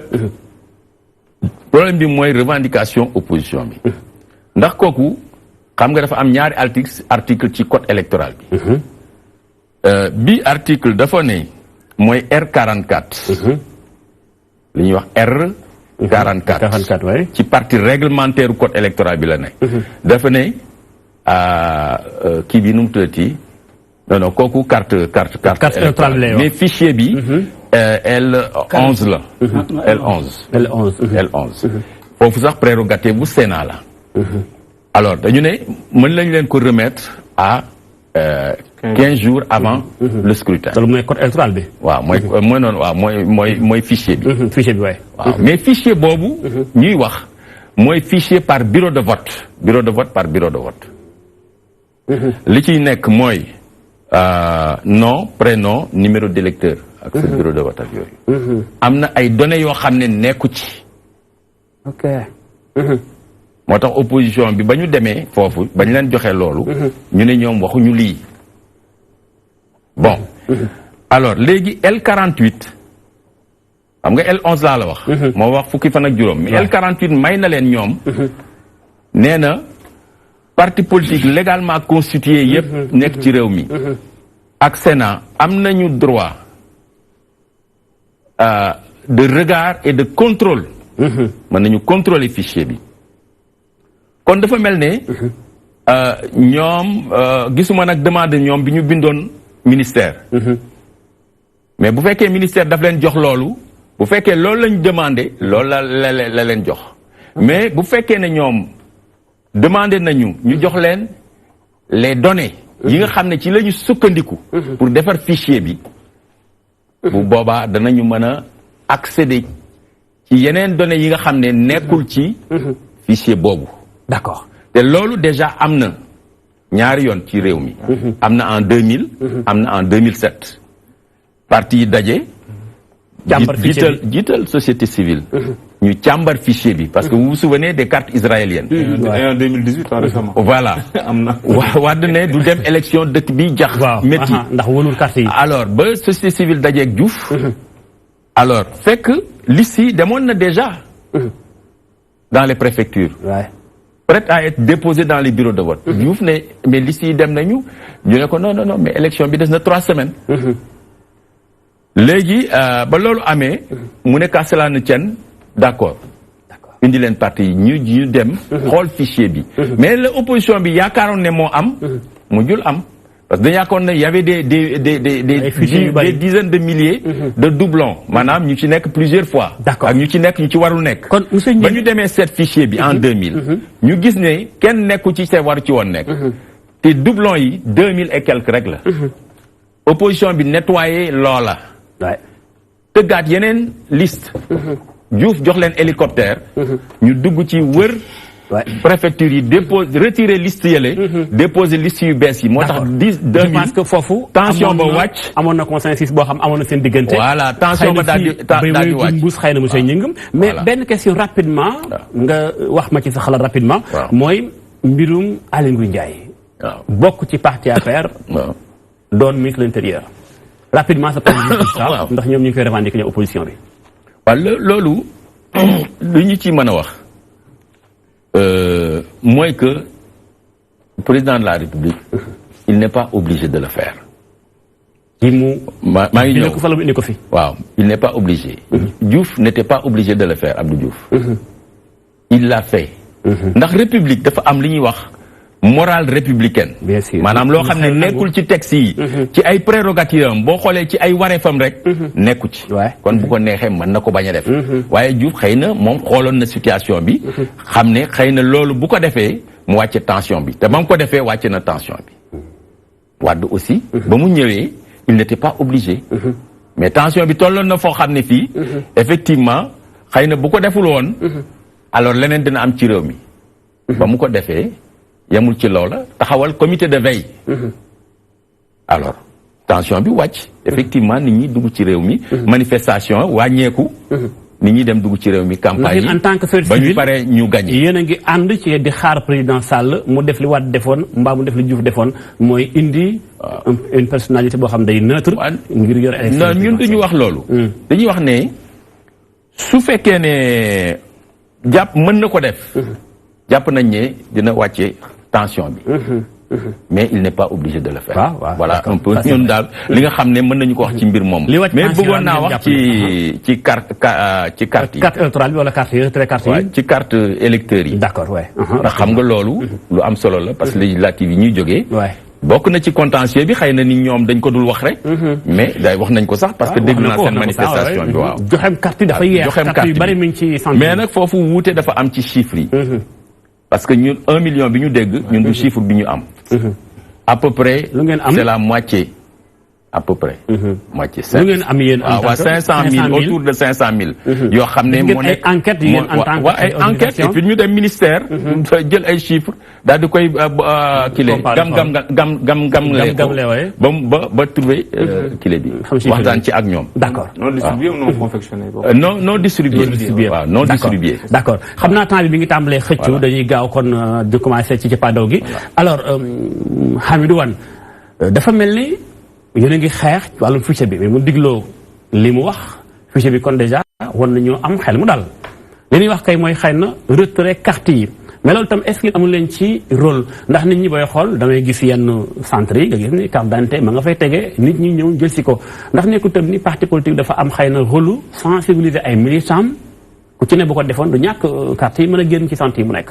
waaw ñaar maa ngi rafetlu lu monsieur Gningue wax. te wax dëgg yàlla aussi li mu fi jot tàmbar wala expliqué ñu ko. lu leer jàng nañ ci lu leer lu bëri. même si. que li ñuy laajte ak li nga xam ni moom la ñuy xeex di ne nañ ñu ko jox fichier bi. dama ne je continue à croire. que malgré que li ñuy wax ni ay experts internationaux yoo xam ni kii ma leen. je ne remets pas en cause li ñu seen mën-mën ak seen xarañ. je ne remets pas en cause bien que je sais que le président Wade lui à l'époque quand il est revenu il avait écrit lui aussi une contribution sur ça. pour remettre en cause un peu cette méthode cette approche. de qui il a repris sur la base des comme de ce que j'appelle du pourcentage de qualification ak fu ñuy fondé wu. le président Wade a dit beaucoup de choses sur ça cette approche moom experts étrangers yi. mais malgré tout ça moom niewul quand même. comme il l'a dit. même si à 95% ou 98%, quand on parle des milliers de trucs sur les NIN, xam nga man su nguur la ñu nekk c'est un expert c'est pas un politique. ñun nous sommes des politiques. xamante nañu suñu biir. xamante nañu sunu ay galgal yi sunu galgal ak sunu fem yu gars yi mun comme yi ngeen daan def la voilà loolu non wax ma nuñ doon def wax ma xam nañu koy galgal xam nañu ay galgal non dama xam ne ay galgal la ñu kii ñun on est politicien ñun on est politicien xam nañu li politicien seen ay galgal ak seen mun waaw donc comme seen non loolu moom ngeen di def sakku moom ngeen def élection législative yi ni ngeen def ba 3 heures du matin ngeen kii kay ngeen déclaré gagné ngeen Dakar kay si 3 heures du matin kay xam ngeen galgal te waaw loolu kay barke démb la waaw ngeen di gagné Dakar fi léegi nag donc dama ne ngeen jàpp ni boo amoon tey comme loolu yëpp kii man dama ne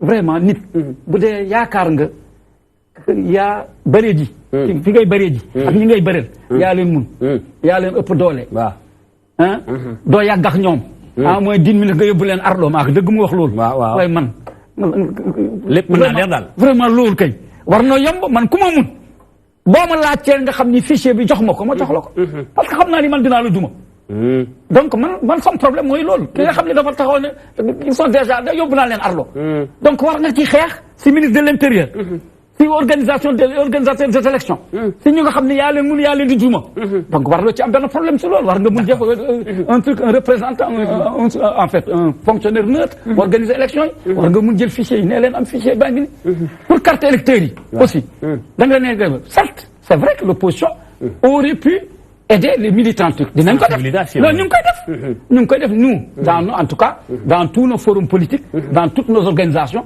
dans toutes les manifestations dañuy organiser dañuy loolu rek lañ ci mun wax leen jëm leen jëli seen kii benn su biir kii tamit suñu base yi ak suñu fédération yi ak suñu comité de base yi dinañ wax da ngeen wax militants yi nañ dem jëli waaye nag ce rôle il est dévolu à l'État de faire tout pour que l'électeur puisse accéder à sa carte d'électeur exemple man yaakaar naa lii ñuy juub foofu ci kii ci commissariat yi ak préfet am na lu ko gënoon yomb man ci sama wàllu bopp lu ko gënoon yomb pour yow li ko gënoon yomb mooy organiser ko de telle sorte que chaque kii fi mu nekk chaque commissariat bu mu nekk ñu xool carte électeur yi xool quartier bu fa nekk par quartier c'est très facile pour l'État def ko par quartier xool chef de quartier yi yóbbu ko fa organiser wax ko ci télé yi ak rajo yi nee leen képp ku bëgg nit ki na nga dem ci quartier tel sa quartier boo fa demee chef de quartier bi di nga bëgg fekk sa kii loolu gën a yomb loolu gën a dina gën a en tout cas dina yombal kii et je crois qu'un État est capable de faire ça en un temps de mouvement parce que bëggula kenn retirer bëggula kenn dem retirer kartam les primo inscrits mooy xale yi ñi nga xam ne la première fois la ñu kii gis nañu ñooy ci gën souffrir parce que lii ñuy def ni xam nañu ñoom la gën arrangé parce que xam nañu ñooy en général bu ñu jëlee seen carte la plupart temps xale yi ñoom toujours opposition la ñu bëgg nekk d'accord les jeunes ils sont souvent des opposants d'accord en plus maintenant je reviens aussi toujours sur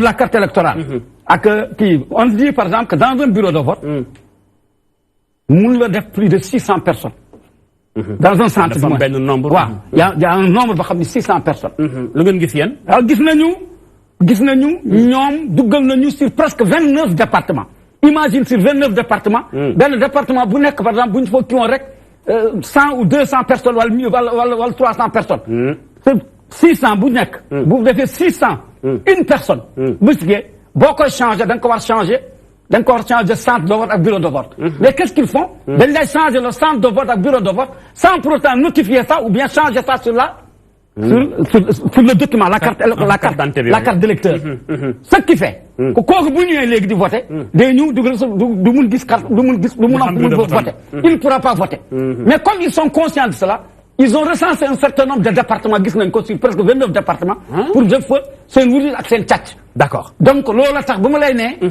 nee sànq ay wóolu leen ñoom Pape Birame Touré daal waaw ñu leen wóolu parce que gis nañu kii gis nañu lu ñu def ci législative gis nañu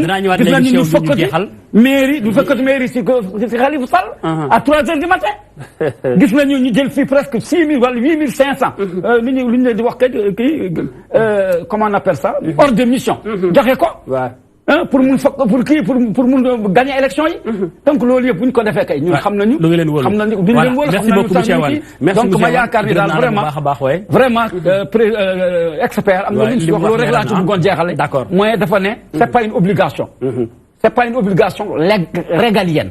Mais c'est une obligation morale.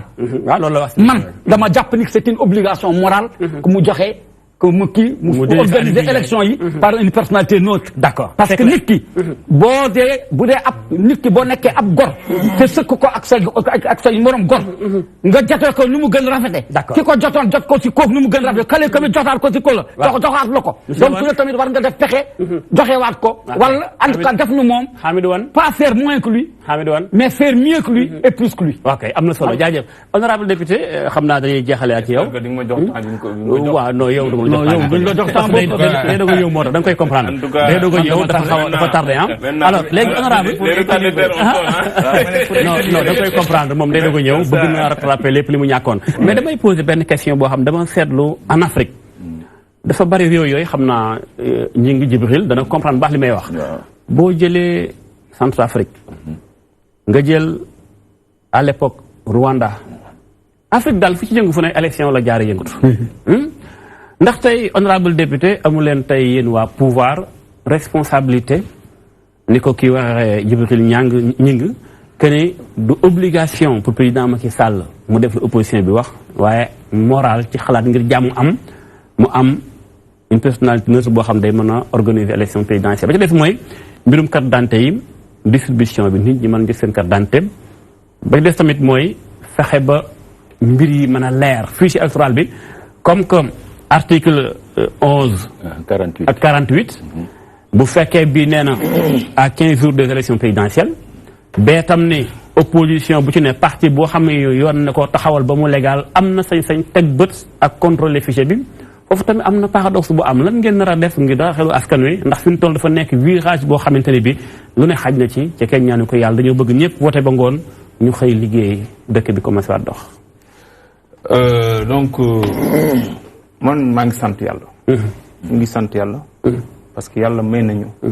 dëkk bu stable boo am ay institution boo am démocratie. boo am ay nit. de valeur. ba tax amuñu problème boobu. en 2011 2010 day Côte d'Ivoire stable lool na de.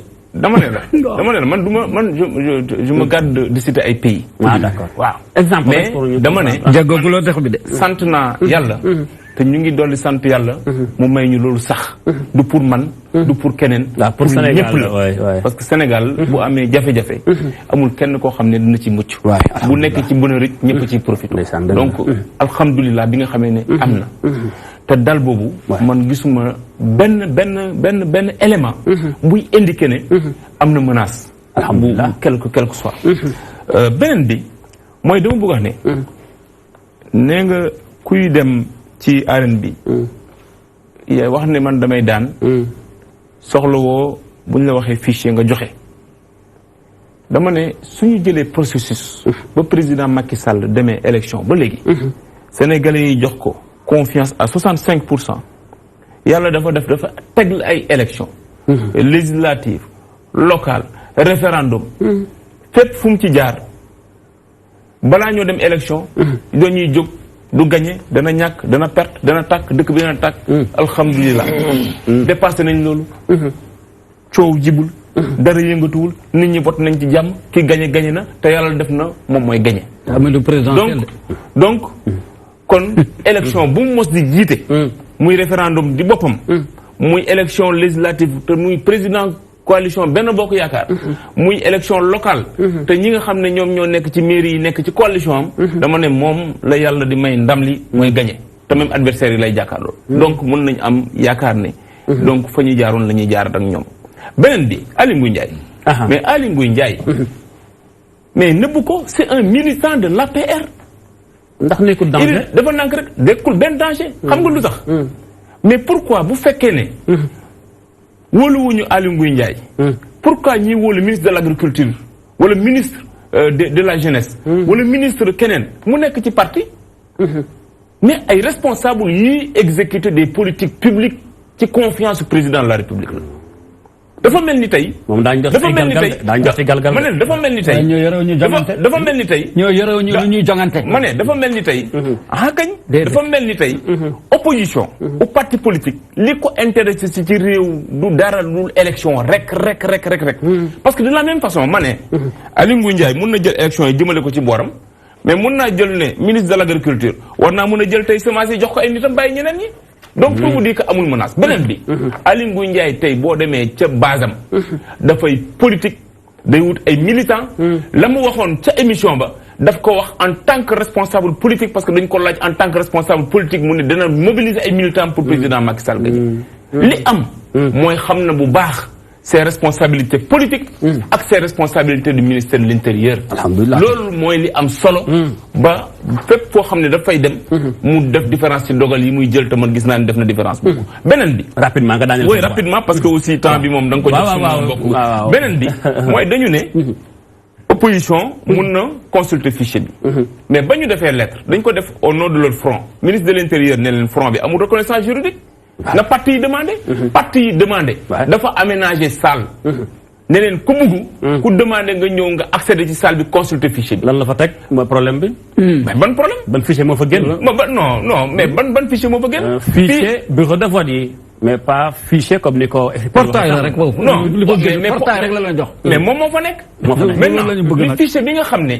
dafa ko war a disponible. mais c'est ñu ngi ci 300 partis politiques. fichier électoral bi dafa am des données personnelles. Sénégal dafa am loi boo xam ne dafay protéger les données personnelles. bien sûr ça c'est vrai. bu fekkee ne yow xamoo kuy candidat ak ku dul doon candidat. yow mun nga 300 partis yi ku teew nga ne ko dama koy jox fichier. il faut ñu xaar daal ba candidature yëpp. te partis yi tey jëluñ leen ci benn différencier wuñ leen. ci beneen élément. d'accord que ñoom ñëpp c'est des partis d'égale dignité. merci beaucoup boo ko joxee benn parti. qui soit majoritaire de l'opposition.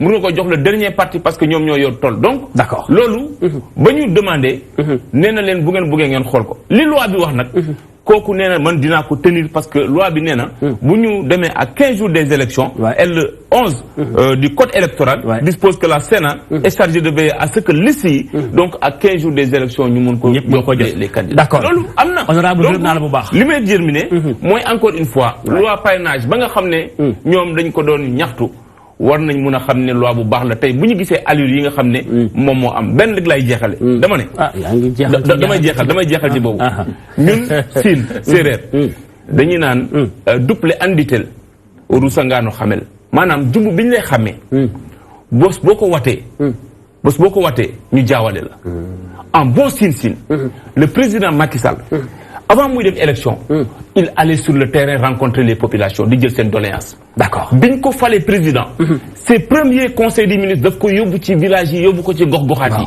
di nemmeeku seen soxla leneen la li nga xam ne fa mu demoon fépp li nga xam ne daf ko mobiliser ci xaalis conseil des ministres délocalisé yi daf ko réaliser dans les différents départements du Sénégal d'accord di fa dem tey nag bu fa demee bu ñu nee dafay inaugurer ma ne leen c'est un processus bu commencé depuis bien avant mu nekk Sénégal loolu lañ ko xamee mais je pense que nañ occasion campagne dañu occasion teg ay plateau yoo xam dañ ci wax waxtaani wàllum programme wàllum campagne bi vraiment da leen di gërëm bu baax monsieur Gningue gërëm naa la bu baax a baax yaa fi nekk loon tey Gradec en tant qu'expert électoral merci beaucoup ci teewaay bi doonte jot gi xëy na yi tey bari na ak liggéey bi ñu toll waaye teel nga ñëw bokk ci waxtaan wi am na lu ma bëggoon a wax ci fichier beeg kii bi rapidement rek ndax régi xam na ni temps bi jeex na fi mu toll nii rapidement rek parrainage bi dama bëgg a wax ne baax na le parrainage citoyen parce que mooy parrainage bi gën a jafe ci parrainage France doon nañ ko jéem Hollande yëkkati woon na ko waaye teg na ko ci demul woon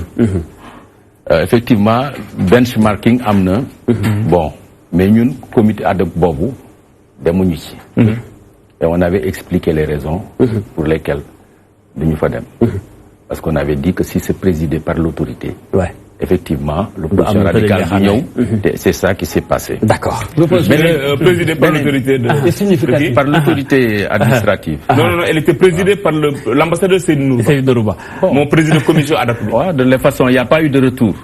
D'accord. On a écrit. Mais à la société civile. Il y avait une partie. C'est l'ambassadeur Seydou Nourou, mon président comité ad hoc. Il y a une partie, les gens du COSC étaient là-bas, mais pas nous là-bas. D'accord. Monsieur Gningue, xam naa li wax ne waxtaan mbirum élection. Non, attends. Parrainage bi c'est important parce que ni ñu ko tëralee léegi parti yi di dem di utile seen bopp parrain ay dépenser xaalis bu bëri la c'est une élection à l'américaine xaalis rek ensuite te loolu mën nañu ko moytu.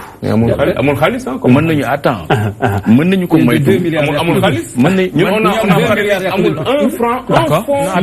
attends mën nañu ko moytu. parce que bu ñu taxawalee. d'accord monsieur Gningue xam naa mën nañu ko moytu. suñu taxawalee. ñu bàyyi ko rek ñu mu daaneel ñu jeexal. comme ni muy amee ay commission administrative. gis nga bu ñuy enrôler nit ñi. ci fichier bi. mën nañu taxawal commission yu mel noonu. yoo xam ne boo bëggee pare nit ca commission ba ngay dem. mu am représentant parti am représentant administration et cetera. su ko defee ñoom dañuy yore fichier bi soo ñëwee comme ñi li ñuy wax. xamuñu ndax yaa ngi ci fichier ou pas ñooñu xam nañu. su fekkee ne nekkuloo ci duñ la jël. et cetera. merci beaucoup loolu mën nañ ko indi comme amélioration. merci beaucoup. les charges seront prises par l'administration. non dañ leen di gërëm bu baax a baax. vraiment waa régie merci beaucoup la régie merci beaucoup monsieur Gningue merci monsieur Wani merci beaucoup honorable député inchallah kon beneen vendredi beneen sujet ak yeneen invité ngeen ànd ak suñu programme ci DTV merci beaucoup mes chers invités.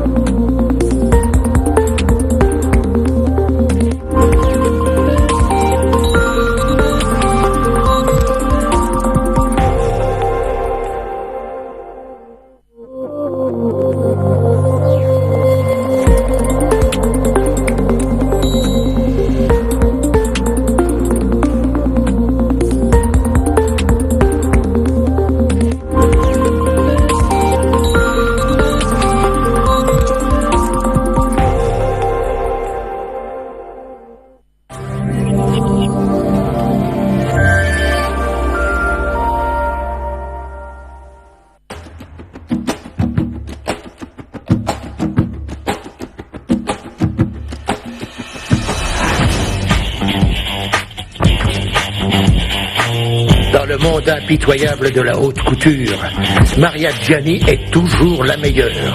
Va te faire voir. Elle exige la perfection sur son podium. Belle, c'est pour les top modèles, ce qui est loin d'être son cas. Et ce qu'elle fait dans les coulisses est tout sauf joli.